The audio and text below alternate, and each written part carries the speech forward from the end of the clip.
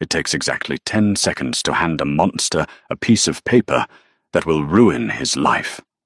It takes him exactly 10 minutes to remind you why he's the monster. She didn't scream when she handed the Mafia Boss the divorce papers. He didn't yell when he read them. But 10 minutes later, when she walked to the elevator, the keypad went dead. The stairwell locked. The penthouse became a vault. And she realized you don't divorce a king. You just go to war. The manila envelope sat on the mahogany desk like a loaded gun. Claire stared at it. She traced the frayed edge of the paper with a fingernail bitten down to the quick. Outside the floor-to-ceiling windows, the Chicago skyline was a smear of grey and bruised purple, the rain streaking the glass in relentless heavy sheets. The penthouse was silent. It was always silent. A $60 million tomb suspended 80 floors above a city that her husband owned. She heard the heavy thud of the front doors opening. The sound carried down the long, marble-tiled hallway, followed by the low murmur of voices. Damien and his shadow poorly. A beat later, heavy footsteps approached the study. Claire didn't stand. She remained in the oversized leather armchair, her knees pulled tight together, her posture rigid. She wore a simple grey sweater and faded denim clothes from before. Clothes that didn't belong in a room, decorated with imported Italian leather and original oil paintings. The heavy oak door swung open. Damien walked in. He looked exactly as he always did, exhausted, immaculate and dangerous. His dark suit was damp at the shoulders from the rain. He was loosening his silk tie with one hand while tossing a burner phone onto a side table with the other. He didn't look at her right away. He walked straight to the wet bar in the corner, grabbed a crystal tumbler, and poured 3 fingers of amber liquid. Traffic on the Kennedy was at a dead stop. He said his voice, a low, gravelly baritone. He took a sip, closing his eyes for a fraction of a second. Took 2 hours to get back from the docks. Tell me you had a better day. He finally turned to her. His eyes, a pale, washed-out blue, caught the dim light of the desk lamp. They dropped from her face to the manila envelope, resting in the center of his immaculate blotter. Damien paused. The glass in his hand went perfectly still. He didn't ask what it was. A man who survived 3 assassination attempts and 2 federal indictments didn't ask stupid questions. He walked around the desk, his movements slow, deliberate. He set his drink down. The clink of crystal against wood sounded like a gunshot in the quiet room. He picked up the envelope. He slid his thumb under the flap, breaking the thin seal, and pulled out the crisp white documents. Claire stopped breathing. She watched his eyes track across the black ink. She waited for the explosion. She waited for the glass to shatter, for the heavy oak desk to be flipped, for the roaring fury that kept the entire Midwestern underworld awake at night. Nothing happened. Damien read the first page, then the second. His face was a mask of cold, terrifying stone. A muscle in his jaw feathered. Once. Twice. He placed the papers back on the desk, aligning them perfectly with the edge of the leather blotter. He picked up his drink, took another slow sip, and leaned against the edge of the mahogany wood, crossing his ankles. "Irreconcilable differences," he murmured. The words tasted flat in the heavy air. "Yes," Claire said. Her voice cracked. She cleared her throat, hating the weakness, and forced herself to meet his gaze. "I've signed my portion. My lawyer has copies." "Your lawyer," Damien repeated. A ghost of a smirk played at the corner of his mouth, but it didn't reach his eyes. "Which lawyer is brave enough to file these, Claire? Tell me his name. I'd like to send him a fruit basket." "Don't do that, Damien." She stood up.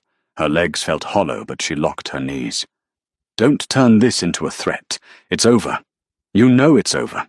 We haven't been a marriage in 3 years. We're just 2 people haunting the same house." He looked at her. Really looked at her. He took in the faded sweater, the lack of makeup, the dark circles bruising the skin under her eyes.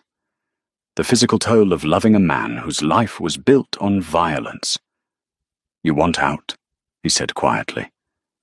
"I want to breathe," she replied. "I want to wake up and not wonder if the man sleeping next to me is going to be arrested or shot, or if I'm going to have to scrub blood out of his cuffs before the maid sees." Damien didn't flinch. He just swirled the liquor in his glass. "I kept you safe. You kept me in a cage." She walked toward the door, stopping just a few feet from him. The scent of him rain expensive cologne, and the sharp metallic tang of cold air made her stomach twist. "I'm leaving Damien. I'm taking a single bag. I don't want your money. I don't want the properties. I just want my name back." Damien stared at her. His pale blue eyes were completely unreadable. "A bag," he said flatly. "Yes." He took a final sip of his scotch, swallowing it down. He set the empty glass on the desk. "Drive safe," he said. Claire blinked. The response was so completely devoid of emotion, it felt like a physical blow. No argument. No bargaining. Just a cold, dismissive release. A sudden pathetic ache bloomed in her chest, the final dying gasp of a 10-year love story, ending with a careless shrug. She swallowed hard, nodding once. "Goodbye, Damien." She turned and walked out of the study. She didn't look back. If she had, she would have seen that Damien wasn't looking at her retreating back. He was looking at the digital security panel mounted on the wall next to his desk. Claire walked down the hallway, her boots sinking into the plush, sound-absorbing carpet. Her heart pounded a frantic rhythm against her ribs. It was too easy. She pushed the thought away. Take the win, she told herself. Just keep walking. She entered the master suite. It was massive, cold, and entirely impersonal. The bed was perfectly made. She ignored the walk-in closet that housed hundreds of thousands of dollars in designer gowns and shoes. Instead, she went to the small leather duffel bag she had packed hours ago, tucked behind a heavy velvet armchair. It held 2 pairs of jeans, a few shirts, her passport, and $3,000 in cash she had been siphoning from grocery runs for 6 months. She slung the strap over her shoulder. It was heavy, but it felt like the lightest thing she had carried in a decade. She walked out of the bedroom, bypassing the massive living room with its panoramic view of the storm outside. She headed straight for the private foyer. The penthouse took up the entire top floor, accessible only by a private elevator that required a thumbprint and a 6-digit code. Claire stepped up to the brushed steel panel.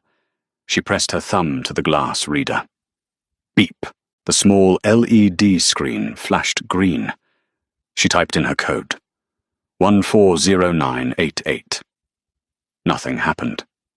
Claire frowned. She wiped her thumb on her sweater and pressed it to the glass again. Green light. She punched the numbers in harder. The screen blinked. Then the green light shifted to a hard, solid crimson. Access denied. A cold prickle of dread started at the base of her neck. She pressed the glass again. Access denied. System glitch, she muttered out loud, though her voice shook. She turned away from the elevator and walked briskly toward the fire exit at the end of the hall. By city ordinance, it couldn't be locked from the inside. She reached the heavy steel door. She grabbed the crash bar and leaned her weight into it. It didn't move. Claire shoved harder, her boots slipping slightly on the polished marble floor. "Come on," she hissed. She hit the metal bar with the heel of her hand. The heavy, immovable dullness of solid steel echoed back at her. She looked up. Above the doorframe, a thick, rectangular magnetic lock was bolted to the metal. A small, unblinking red light glowed ominously in the dim hallway. Engaged. The air in her lungs felt suddenly thin. She turned around. The silence of the penthouse pressed in on her, heavy and suffocating. It wasn't a glitch. The building's security system was hardwired into the mainframe, controlled exclusively by the panel in Damien's study. 10 minutes. It had been exactly 10 minutes since she handed him the papers. Her hand started to shake. The fear she had kept suppressed for weeks bubbled up, acidic and sharp, but it was quickly swallowed by a sudden blinding surge of anger. The audacity. The absolute arrogant control. She dropped her duffel bag on the floor. It hit the marble with a heavy thud. Claire marched back down the hallway, her boots clicking loudly now, entirely devoid of hesitation. She crossed the living room, ignoring the storm raging against the glass, and headed straight back to the heavy oak doors of the study. They were closed. She didn't knock. She grabbed the brass handle, turned it, and shoved the door open. Damien hadn't moved. He was still standing by the desk, leaning against the edge, ankles crossed. He had poured himself a second drink. The manila envelope was still sitting perfectly square on the leather blotter. He looked up as she stormed in. His expression was completely blank. "The elevator is locked," Claire said, her voice tight, vibrating with a rage she was desperately trying to control. "I know," Damien said. He took a sip of his scotch. "The fire escape is sealed." "I know. Unlock the doors, Damien." He looked at the amber liquid in his glass, watching the way the desk lamp refracted through the crystal. "No." The single syllable hung in the air, heavy and absolute. Claire stared at him. She felt the blood rushing in her ears. "You can't do this. You can't just lock me in here." "I just did." Damien finally looked at her. His eyes were no longer washed out. They were dark, focused, and terrifyingly clear. "You handed me a piece of paper, Claire.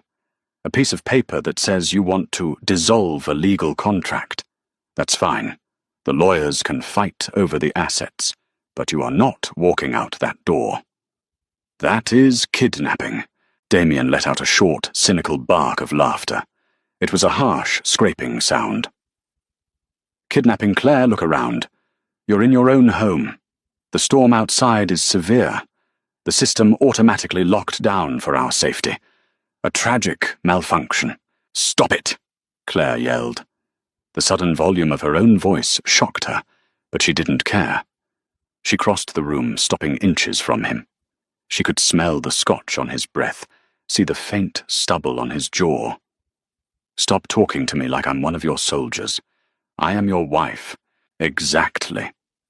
Damien's voice dropped, dropping an octave, losing the cynical edge, and replacing it with something infinitely more dangerous.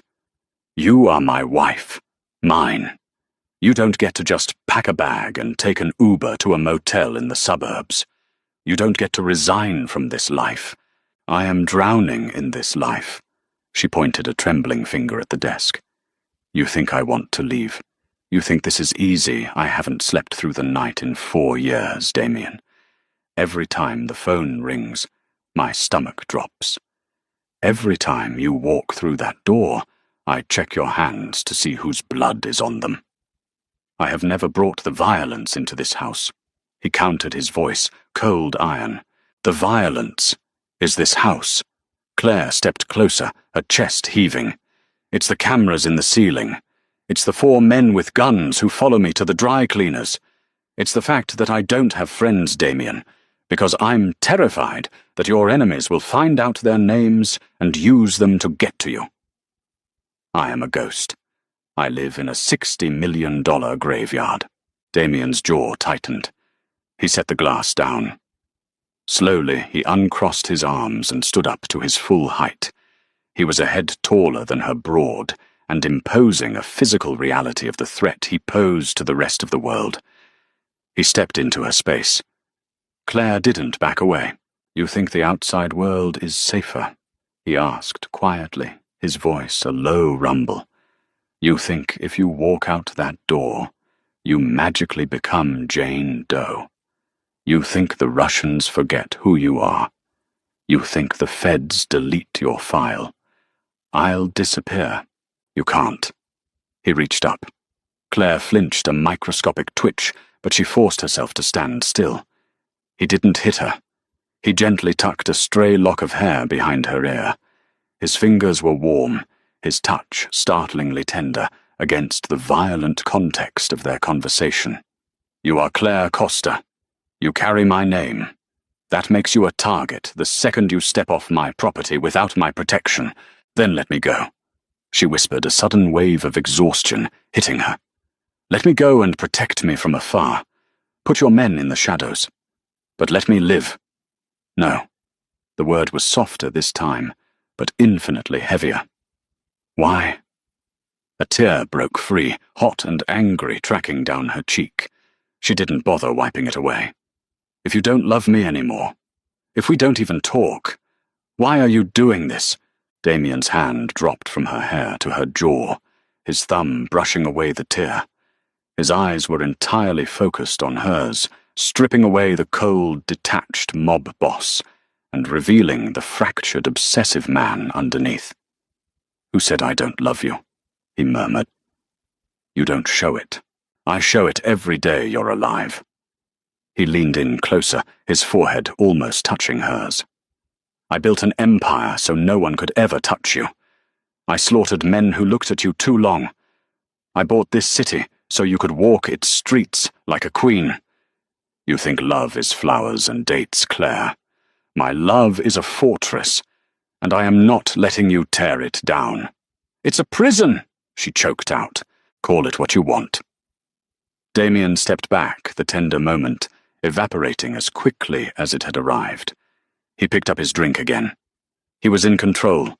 He was back in his element. "The elevators stay locked. The stairs stay sealed. You have the run of the penthouse. Paulie will drop off groceries in the security vestibule. If you want to scream, scream. If you want to break the china, break it. But you are not leaving this floor." Claire stared at him, the reality of her situation settling into her bones like lead. She had prepared for anger. She had prepared for threats. She hadn't prepared for a siege. "You can't keep me here forever," she said, her voice shaking, losing its conviction. Damien looked at the manila envelope on his desk. He reached out, picked it up, and walked over to the small stone fireplace in the corner of the study. He flicked a silver lighter, touched the flame to the corner of the paper, and watched it catch. He dropped the burning envelope onto the cold stone hearth. "Watch me," he said. 72 hours. That was how long it took for the sheer scale of her confinement to break through the adrenaline. Claire had spent the first day in a blur of manic, futile energy. She threw a heavy brass bookend at the floor-to-ceiling windows in the living room. It bounced off the reinforced bulletproof glass with a pathetic thud, leaving a shallow scratch that the housekeeper Maria, who no longer came, would have buffed out in seconds. She ripped the landline out of the wall. She found the router in the utility closet and smashed it with the heel of a riding boot, only to discover a secondary hard-wired network kicked in immediately, routing all communications directly to Damien's encrypted server. She was a ghost, haunting a digital fortress. By the third day, the silence became a physical weight. The penthouse, usually a place she merely existed within, expanded into an endless geography of dead space. Damien did not leave. He orchestrated his empire from the study. The heavy oak doors left ajar just enough for her to hear the low, steady rumble of his voice on international calls. He spoke in rapid Italian, sharp Russian, and flattened, emotionless English. He was managing shipments, authorizing violence, moving millions of dollars, all while entirely trapped in the same cage she was. He acted as if nothing had changed, and that was what truly drove her mad. Every morning, at exactly 7, he emerged from the guest bedroom he had claimed. He wore a crisp dress shirt, the sleeves rolled up to his forearms, dark trousers, and a shoulder holster. He made coffee in the kitchen. He poured 2 cups. He left hers on the marble island. Every morning, Claire watched from the hallway shadows as the steam rose from the porcelain mug. Every morning, she waited until he returned to his study, before she walked into the kitchen, picked up the mug, and poured the expensive dark roast down the stainless steel sink. The only proof the outside world still existed was the security vestibule. It was a small airlocked chamber, between the private elevator and the front doors of the penthouse. At noon every day the inner door locked. The elevator chimed. Heavy footsteps poorlies echoed in the small space. The rustle of paper bags, the soft thud of a heavy box setting down. Then the elevator doors closed, the outer lock engaged, and the inner door clicked open. On the fourth day, Claire stood by the vestibule waiting for the click. When it sounded, she opened the door. 3 brown paper bags sat on the floor. Groceries. The staples she usually bought alongside things she never asked for. Fresh peonies. A box of truffles from a shop in the Gold Coast. She stared at the flowers. Their bright pink petals looked obscenely cheerful against the cold grey slate of the floor. Damien appeared at the end of the hall. He didn't say a word. He just stood there, a shadow against the recessed lighting, watching her. Claire bent down. She picked up the bags with the bread, the milk, the produce. She left the flowers and the chocolate on the floor. She walked past him to the kitchen, her shoulder grazing his chest, and began putting the food away. The hum of the sub-zero refrigerator was the only sound between them. The Greeks are demanding a higher percentage on the port shipments. Damien said, his voice casual, as if he were discussing the weather. He leaned against the island, watching her aggressively shove a carton of eggs onto a shelf. I told them if they halt the cargo, I'll sink their barges in the channel. Claire slammed the refrigerator door. She turned to him, gripping the edge of the marble counter until her knuckles turned white. I don't care about the Greeks, Damien, she said, her voice a low, raspy hiss. I don't care about the port. I don't care about your money. You used to listen, he noted. I used to think you were just a businessman with rough edges, she shot back. I was 22 and stupid. Now I know you're just a thug in a $5,000 suit. A muscle twitched in his jaw. The insult landed, but he absorbed it, his face smoothing over into that terrifying blank mask. Dinner is at 8, he said. I'd rather eat glass. I'll have Paulie send up some shards with tomorrow's delivery. Damien pushed off the counter. 8 o'clock, Claire. At the table. He walked away. Claire stood in the kitchen, her chest heaving, fighting the sudden childish urge to scream until her throat bled. She didn't. She waited until 8 o'clock, took a plate of cold cuts, and locked herself in the master bathroom. She sat on the heated tile floor, eating in the dark, listening to the muffled clinking of silver against china from the dining room down the hall. He was eating alone, at a table built for 12. She was eating on a bathroom floor. The attrition was mutual. They were both bleeding out. He was just pretending he didn't feel the wound.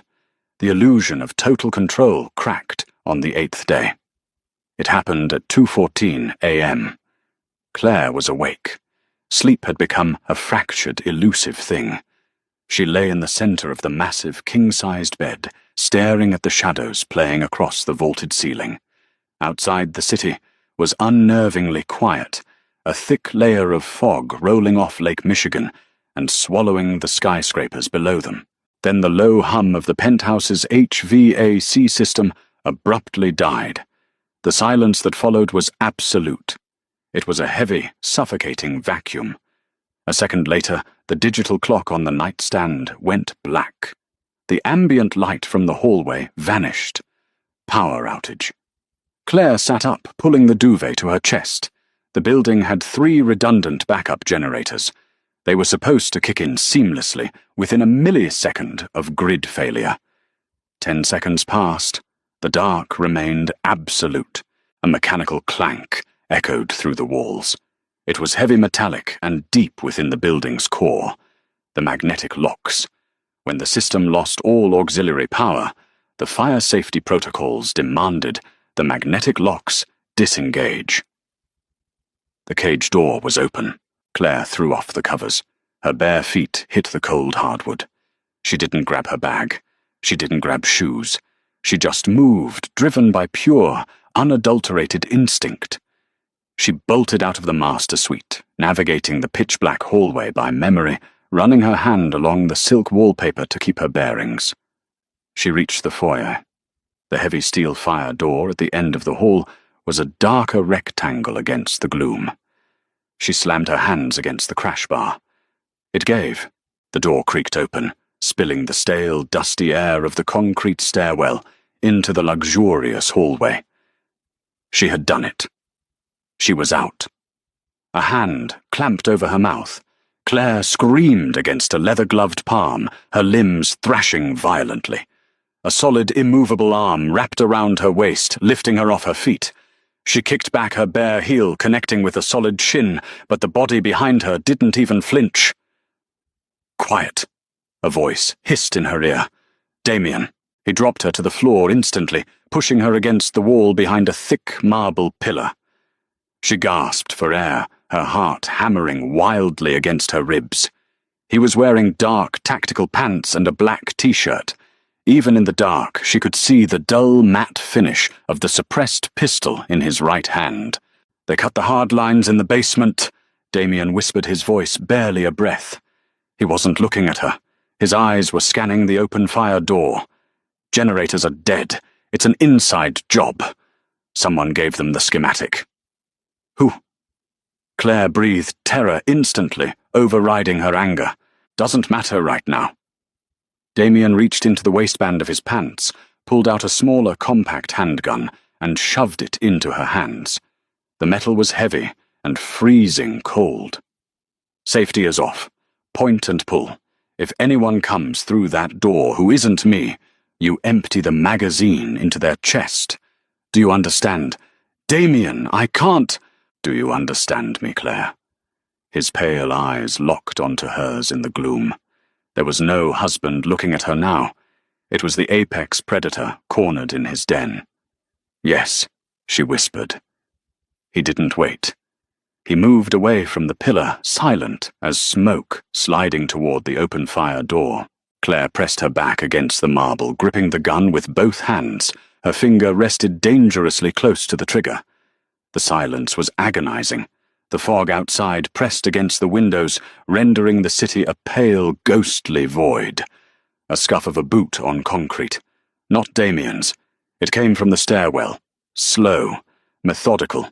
A shadow separated itself from the darkness of the open doorway. It was a man large, wearing a tactical vest and carrying a shortened assault rifle. He stepped into the foyer, his weapon raised, sweeping the area. Claire stopped breathing. The intruder took a step toward the living room, passing the pillar. A muffled pft-pft broke the quiet. The man jerked forward as two hollow-point rounds took him in the side of the neck. He didn't even have time to cry out. He collapsed onto the marble floor with a heavy, wet thud, his rifle clattering uselessly away. Damien stepped out from the shadows of the stairwell. He didn't check the body. He immediately pivoted, aiming his weapon up the concrete stairs. "Clear the floor!" a voice shouted from a floor below, echoing up the shaft. "Move, move!" Back to the study, Damien ordered, grabbing Claire by the bicep and hauling her up. "Now!" They ran. Behind them, the stairwell erupted in chaos. The deafening roar of unsuppressed gunfire shattered the silence, the bullets chewing into the plaster and marble of the foyer. The walls exploded in clouds of white dust.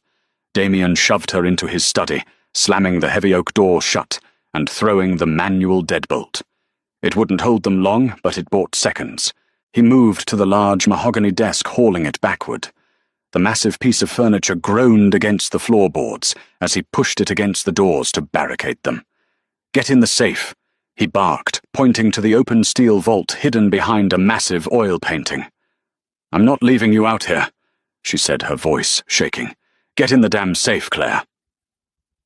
The oak doors shuddered violently as something heavy slammed against them from the hallway. "No," she yelled back. She raised the small handgun, aiming it directly at the door. "You said we're in this together. Prove it." Damien looked at her. For a fraction of a second, surprise flickered across his face. Then the oak doors splintered inward, the heavy wood groaning under the force of a battering ram, and the world dissolved into noise and fire. The gunfight lasted less than 60 seconds, but it felt like hours. The oak doors gave way, the desk pushed back a foot, leaving a gap just wide enough for a man to slip through. The first intruder tried. Damien shot him through the wood before he even crossed the threshold. The second man was smarter. He threw a flashbang through the gap. "Down!" Damien roared, tackling Claire to the floor behind the heavy leather sofa. The grenade detonated. A blinding flash of magnesium-white light seared Claire's retinas, followed instantly by a concussive boom that sucked the air from her lungs and left a high-pitched, agonizing ring in her ears. Disoriented coughing through the acrid smoke, she felt Damien move. He stood up, leaning over the sofa, firing blindly into the smoke-filled doorway.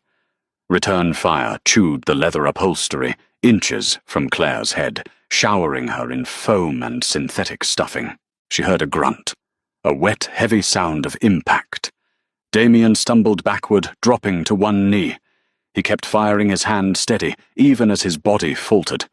He emptied the magazine the slide, locking back with a sharp click. Silence descended again, heavy and thick with the smell of cordite and burned carpet. From the hallway, nothing moved. A low groan came from the man trapped in the doorway, followed by the wet, gurgling sound of a lung filling with blood. Then stillness. Claire crawled out from behind the sofa. Her ears were ringing so loudly she could barely hear her own breath.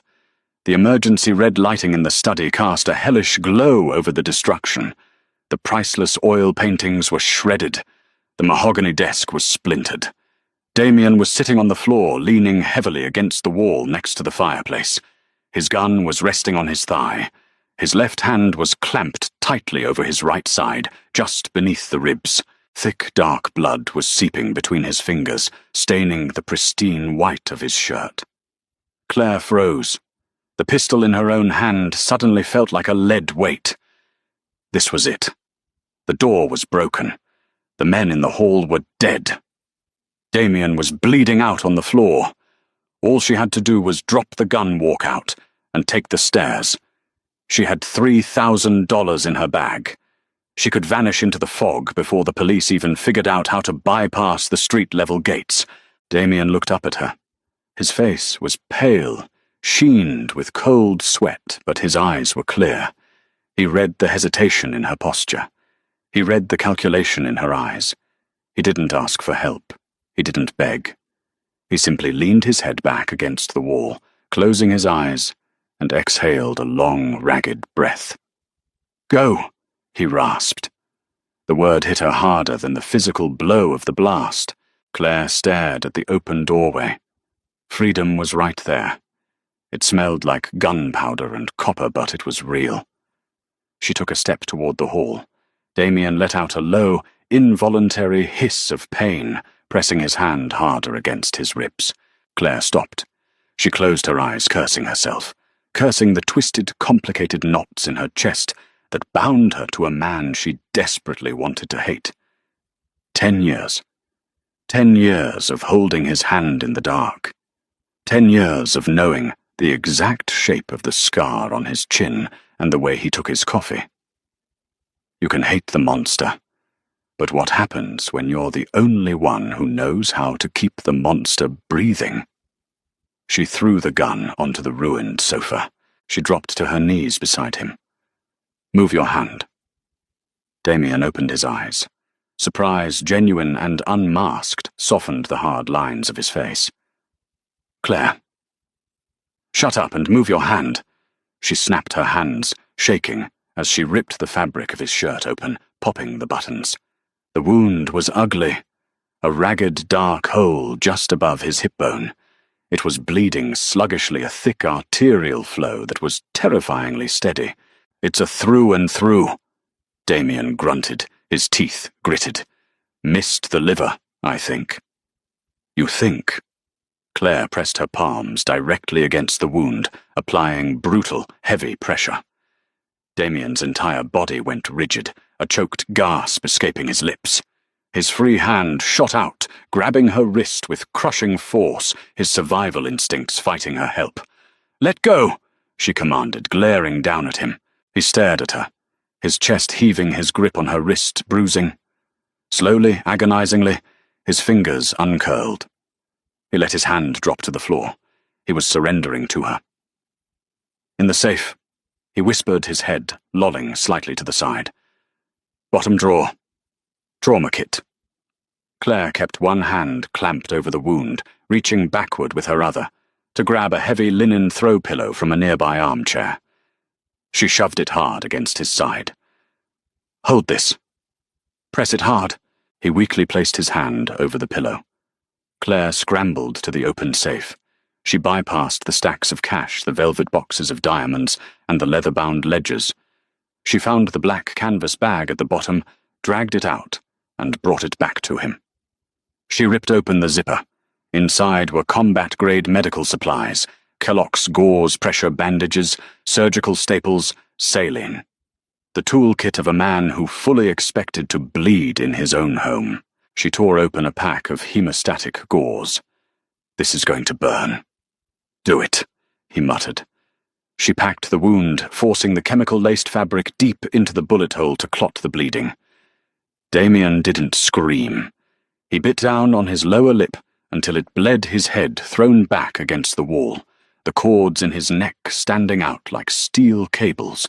Claire worked quickly, mechanically, pushing down the rising bile in her throat. She wrapped a tight pressure bandage around his torso, securing it tightly. Her hands were slick with his blood. It was under her fingernails. It stained the cuffs of her sweater. When she finished, she sat back on her heels, exhausted, her breath coming in ragged gasps. Damien was pale, but the bleeding had slowed significantly. He turned his head to look at her. His eyes tracked down to her bloody hands, and then up to her face. "You stayed," he said softly. "Don't flatter yourself." Claire lied, her voice hollow. "If you die, your men will think I did it." "I wouldn't make it to the lobby." Damien didn't argue. He just watched her, his expression unreadable in the dim red emergency light. He reached out slowly, his large, calloused hand hovering in the air, before gently wrapping around her bloody fingers. "Thank you," he said. Claire stared at their joined hands, the blood on his palm mixed with the blood on hers. It felt like a sick, twisted parody of a wedding vow. She tried to pull her hand away, but his grip, though weak, was relentless. "The power will be back in 10 minutes, Damien whispered, closing his eyes again, his thumb lightly stroking her knuckles. "My men are already on their way up. The lockdown will re-engage." He was telling her that her window was closing. The cage was about to be locked again. Claire looked at the shattered doorway, at the bodies in the hall, and finally down at the broken, bleeding king of the Chicago underworld, who refused to let her go. She didn't run. She sat on the floor among the ruins of her gilded cage, covered in his blood, and waited for the locks to click. The power returned with a deafening mechanical hum. The emergency red lighting flickered and died, replaced instantly by the harsh, unforgiving glare of the halogen track lights in the hallway. The sudden brightness was violent. It stripped away the shadows, exposing the carnage in high definition. The heavy oak doors were splintered wood and twisted hinges. The antique Persian rug was soaked in a dark, spreading stain, and the silence was broken by the sharp electronic chirp of the security system rebooting. The heavy steel fire doors at the end of the hall slammed shut. The magnetic locks engaged with a heavy final clack. The cage was sealed. A minute later, the private elevator chimed. Claire flinched, pulling her knees to her chest where she sat on the floor beside Damien. She didn't reach for the gun. She didn't have the energy. She just stared at the elevator doors. They slid open, and 4 men poured out, weapons drawn, sweeping the foyer with ruthless efficiency. Paulie was in the lead. He wore a rumpled trench coat over pajamas, his face a tight mask of lethal focus. He took in the dead bodies in the hall without breaking stride, his eyes locking onto the ruined study. "Boss," Paulie barked, stepping over a corpse and lowering his weapon. "I'm here," Damien grunted. His voice was thin, strained through layers of pain. The men flooded the room. The transition was immediate and jarring. 1 second it was just Claire and a dying Matten. The next, the penthouse became a command center. Radios crackled. Orders were shouted in short, clipped Italian. Two men immediately grabbed the bodies in the hall by the ankles, dragging them toward the service elevator. They left wide, wet streaks of crimson across the marble. Paulie dropped to his knees beside Damien, peeling back the blood-soaked sweater and the hastily applied pressure bandage. He swore softly. "Call Evans," Paulie said over his shoulder to a man by the door. "Tell him to bring the kit for a through-and-through, and tell him if he takes longer than 15 minutes, I'm shooting him in the kneecaps." "I'm fine," Damien rasped, slapping Paulie's hand away. Perimeter is locked down. We have 12 men downstairs, 6 in the lobby. The street is cordoned off. The cops on the payroll are rerouting the 911 calls regarding the gunfire." Paulie looked at Claire. His eyes dropped to her blood-stained hands, then to the discarded pistol on the sofa, and finally back to her face. There was a flicker of something in Paulie's eyes. Respect. It was a terrifying thing to earn. "You did good, Mrs. Costa," Paulie said quietly. Claire didn't answer. She stood up. Her legs felt like lead, her joints stiff and aching from the adrenaline crash. She looked down at herself. Her favorite grey sweater was stiff with drying blood. Her fingernails were caked in it. "Get her out of here." Damien ordered, his eyes tracking her as she swayed slightly. "Put a man on the bedroom door." "No." The word slipped out of Claire before she could stop it. The room went entirely still. The men dragging the bodies paused. Paulie looked up. Damien's pale eyes narrowed. "Claire!" Damien warned, the steel returning to his voice despite his blood loss. "Go to the bedroom. Let them work. I am not sitting in a bedroom while strangers scrub my husband's blood out of the floorboards," she said. Her voice was terrifyingly calm. The hysteria had burned away, leaving nothing but cold, hard clarity. "This is my house. I'll stay right here." She walked over to the ruined leather sofa, picked up the pistol she had dropped, and placed it carefully on the side table. Then she sat down on the one cushion that wasn't covered in plaster dust or foam. She crossed her legs. Damien stared at her.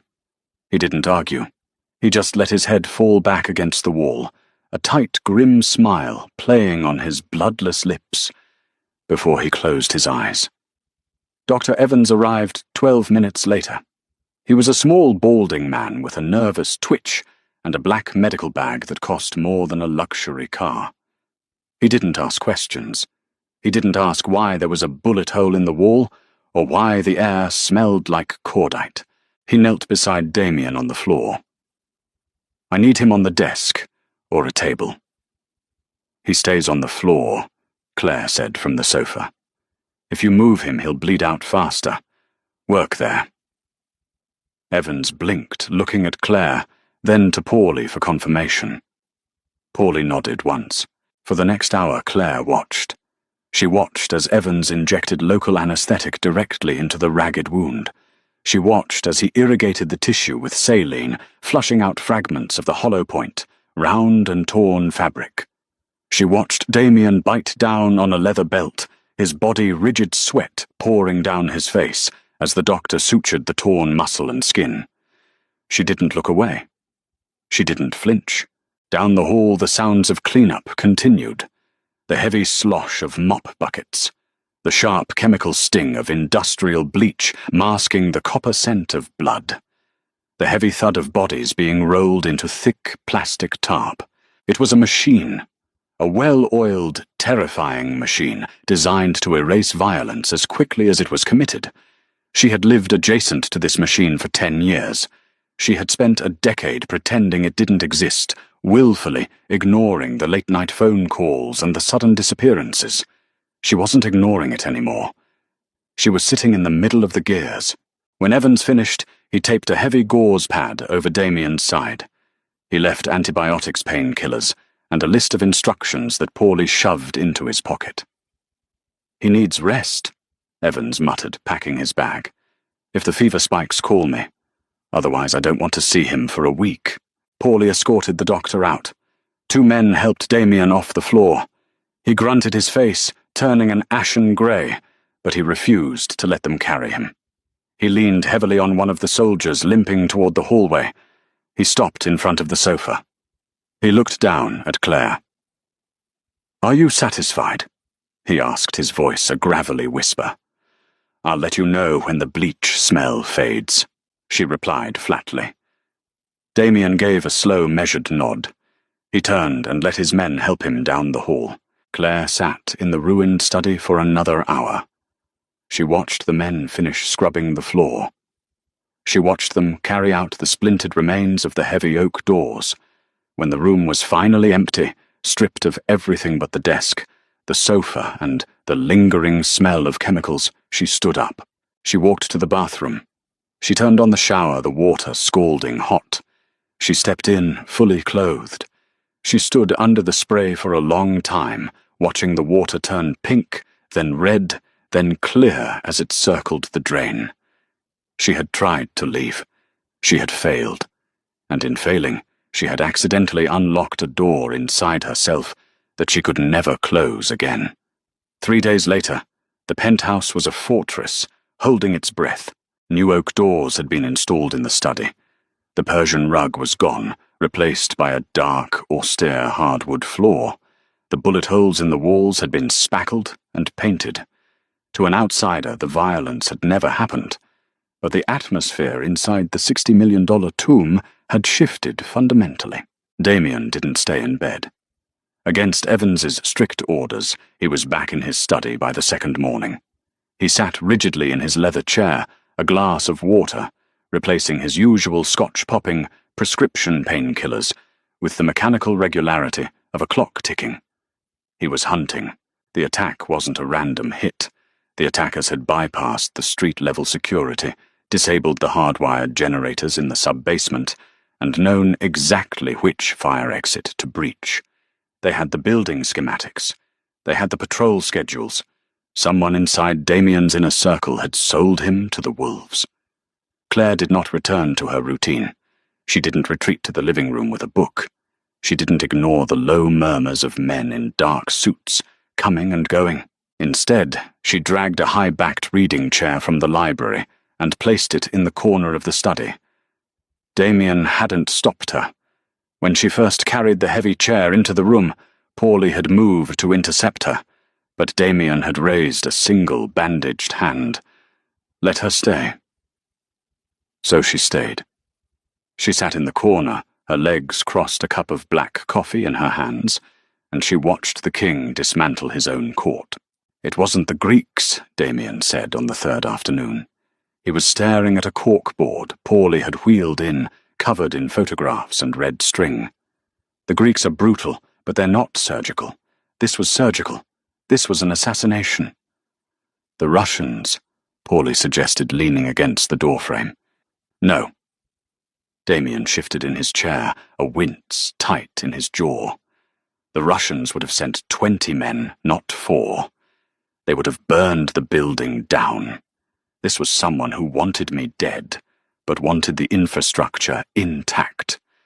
Someone who wanted to take over. Claire took a sip of her coffee. Who has the security codes for the sub-basement? Both men stopped. They turned to look at her. It was the first time she had spoken during their strategy sessions. Paulie looked uncomfortable. Damien's eyes, however, sharpened. 3 people, Damien said slowly. Me, Paulie, and Thomas. Thomas, Claire repeated. Thomas was the head of physical security, a former Marine, cold, efficient, entirely humorless. He had been with Damien for 5 years. He was the one who oversaw the guards that trailed Claire to the grocery store. Thomas is loyal, Paulie said defensively. He took a bullet for you in Detroit Boss. Loyalty has an expiration date, Paulie, Damien murmured, leaning back in his chair, his eyes fixed on Claire. Usually around the time weakness is perceived. You weren't weak, Paulie argued. I wasn't focused. Damien's pale eyes didn't leave Claire's face. The men notice things. They notice when the boss locks down the penthouse. They notice when the wife stops leaving the floor. They notice when the domestic staff is dismissed. Thomas saw a distraction. He saw a man fighting a war inside his own house, and he decided to open the gates to an outside buyer. Claire felt a cold shiver run down her spine. Because of me. The realization hit her with the force of a physical blow. Her rebellion, her desperate attempt for a divorce, had created the exact vulnerability that almost got them both killed. She set her coffee cup down. Bring him up here. Paulie stared at her, as if she had sprouted a second head. He looked at Damien. Damien's face was unreadable. You heard my wife, Paulie. Bring Thomas up. 30 minutes later, the heavy oak doors opened. Thomas was a large man, built like a brick wall, with close-cropped hair and a stoic expression. 2 of Paulie's men flanked him. They hadn't disarmed him yet. They hadn't accused him. This was merely a summons to the boss's office. Thomas stepped into the room. He looked at Damien sitting behind the desk. Then he looked at Claire sitting in the corner. A faint flicker of surprise crossed his rigid features before he masked it. Boss, Thomas said, nodding respectfully. You asked for me. Damien didn't speak. He reached into his desk drawer and pulled out the manila envelope, the one with the burn mark on the corner, the divorce papers. He tossed it onto the desk. It landed with a soft smack. My wife and I have been having a disagreement, Damien said, his voice eerily calm. It's caused some tension in the household. I'm sure you noticed. Thomas stood perfectly still. It's not my place to notice your personal life, sir. But you do. Damien leaned forward, resting his elbows on the desk, ignoring the pain in his side. Because your job is to secure this perimeter. To know every variable. And a distracted boss is a massive variable. I secure the perimeter, sir. The perimeter holds. It didn't hold 3 nights ago, Thomas. That was a coordinated breach. They hit the grid. It was an anomaly. An anomaly, Damien smiled. It was a terrifying, hollow thing. Paulie pulled the access logs for the sub-basement server. The physical logs, not the digital ones. The digital logs were wiped during the blackout. But the physical keypad on the server room door has a memory chip.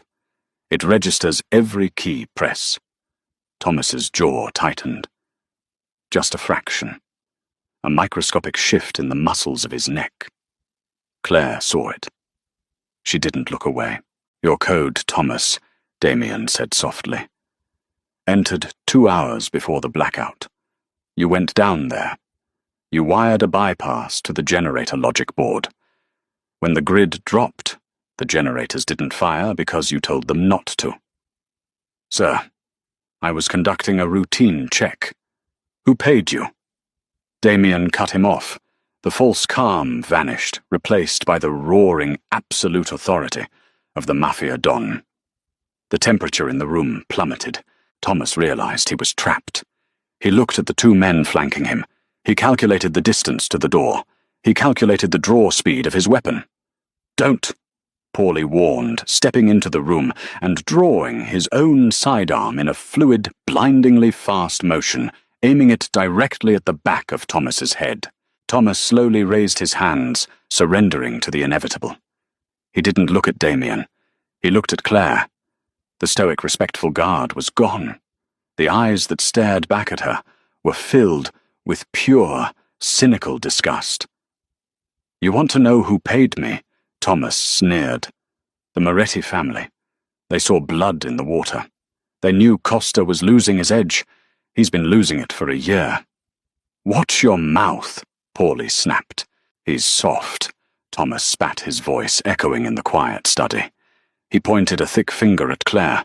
He built an empire and he's letting it rot because he's obsessed with a woman who hates his guts. You lock her in here. You put half your detail on watching her so she doesn't run away. You're a joke, Damien. The whole city knows it. You're not a boss anymore. You're just a desperate husband. The silence that followed was suffocating. Every word Thomas spoke was a nail hammered into the coffin of Claire's guilt. He was right. Damien's obsession with her had blinded him.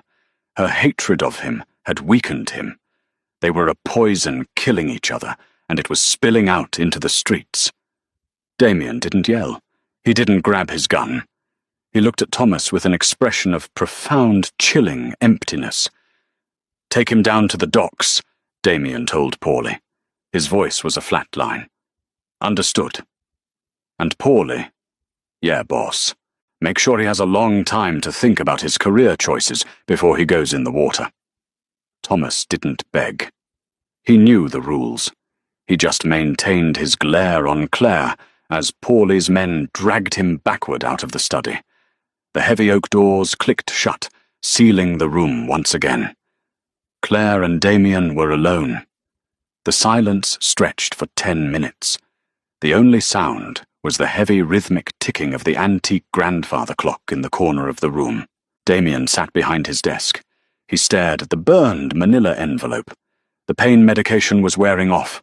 A sheen of cold sweat glistened on his forehead, and his breathing was shallow, tight with the agony in his side. Claire stood up from her chair. She walked slowly across the room, her boots clicking softly on the hardwood. She stopped in front of the desk. She reached out and picked up the envelope. Damien watched her, his pale blue eyes tracking her hands. He didn't try to stop her. He looked defeated. For the first time in 10 years, the indestructible Don of Chicago looked like a broken man. Thomas's words had stripped away the armor, exposing the raw, ugly truth of their marriage. "He was right," Damien said quietly. He didn't look up. "I let my focus slip. I put you above the family, above the business, and it cost me my men. It almost cost you your life." Claire stared at the heavy paper in her hands. "You handed me these papers," Damien continued, his voice rough, scraping against his throat. "And my first thought wasn't about the optics or the assets or the risk. My first thought was that I would rather burn the city to the ground than let you walk out that door." He finally looked up at her, his eyes shining with a dark, terrifying vulnerability. "That makes me a liability. To my men. And to you." He reached into the top drawer of his desk. He pulled out a small black plastic fob, the master override for the Penthouse security system. He slid it across the smooth mahogany surface. It stopped inches from Claire's hand. "Take it," Damien whispered. "The elevator will work. The stairs will open. The accounts in Zurich are in your name. You have enough to disappear. I won't follow you. I won't send men after you. You're free." Claire looked at the black fob. It was exactly what she had wanted. It was the key to her cage. It was the deep breath she had been craving for 3 years. She could pack her duffel bag, walk into the elevator, and take an Uber to O'Hare. By midnight she could be in Paris. By tomorrow, she could be a ghost. She reached out her hand. Her fingers brushed the cool plastic of the fob. She picked it up. Damien closed his eyes. A muscle feathered in his jaw, the only sign of the absolute agony tearing through him, an agony that had nothing to do with the bullet wound in his side. Claire held the fob in her palm. She felt its weight. She thought about Jane Doe. She thought about a quiet life in a quiet suburb, looking over her shoulder every time a black SUV drove past. She thought about being safe and bored and entirely alone. Then she looked at the man sitting in front of her. He was a monster. He ordered deaths with a casual wave of his hand. He had locked her in a vault to force her submission. He was a tyrant, a criminal, a force of violent nature. But he had also thrown himself over her body when the grenade went off. He had bled on the floor, ready to die so she could run. She had tried to leave the darkness, but the darkness had already seeped into her bones. She didn't recoil from the violence anymore. She had sat in a chair and ordered a man to his execution. She was Claire Costa. The realization settled over her not with fear, but with a terrifying, absolute clarity. She didn't want to leave the cage. She just wanted the keys. Claire tossed the black fob. It didn't go into her pocket. It sailed over the desk over Damien's shoulder and landed with a sharp clatter in the stone hearth of the fireplace. Damien's eyes snapped open. He stared at her confusion, warring with shock. "You don't get to let me go," Claire said, her voice dropping an octave, losing all the frantic desperation it had carried a week ago. It was smooth, cold. It sounded exactly like his. "Claire, shut up," she commanded. Damien's mouth clicked shut. She placed her hands flat on the desk, leaning in close, forcing him to meet her gaze. Thomas was right about one thing. You are losing your edge. Because you're trying to play two games at once. You're trying to be a ruthless king to them, and a protective husband to me. You put me in a glass box and thought I wouldn't notice the cracks. She picked up the manila envelope containing the divorce papers. With a swift, vicious motion, she tore it directly down the middle. The thick paper ripped loudly in the quiet room. She tore it again and again, dropping the shredded pieces onto the desk like snow. "I am not a pet. Damien," she said, her voice vibrating with intent. "I am not a liability. I am your wife. And if I am going to stay in this house, if I am going to carry your name, I will never sit in the dark again." Damien stared at the shredded papers on his desk. He looked up at her, his pale eyes wide, the breath hitching in his chest. "What are you saying?" he whispered. "I'm saying the cage is gone," Claire told him, stepping around the desk. She stood beside his chair. She reached down her fingers, grazing his jawline, forcing him to look up into her eyes. "No more locked doors. No more secrets. If you go to war, I know the battle plans. If someone betrays us, I sign the order with you." She leaned in her lips, inches from his ear, her voice a silken threat. "You want me to be a Costa? Then treat me like a Costa. I am your equal. I am your partner. And if you ever try to lock me in a room again for my own good, I won't hand you divorce papers. I will put a bullet in your other side." She pulled back. Damien was staring at her transfixed. The broken, defeated man from 10 minutes ago was gone. In his place, a slow, dark fire ignited in his eyes. It was a terrifying, consuming awe. He was looking at her not as a possession, but as a queen who had just claimed her throne. He reached up his large hand, wrapping around her wrist, pulling her hand down from his jaw, to press his lips fiercely against her palm. "Whatever you want," he promised, his voice rough with a twisted, absolute devotion. "My empire, my blood, it's yours." "Good," Claire said. She pulled her hand back. She walked over to the side table, picked up the burner phone Damien had tossed there days ago, and threw it into his lap. "Call Paulie," she ordered, walking toward the study doors. "Tell him to secure the docks, and tell him I want the Moretti family's shipping routes mapped out on the corkboard by tomorrow morning. If they want to test your edge, we're going to show them exactly how sharp it is." She opened the heavy oak doors. She didn't look back. She walked out into the hallway, the absolute silence of the penthouse, no longer a tomb, but a kingdom waiting for her command.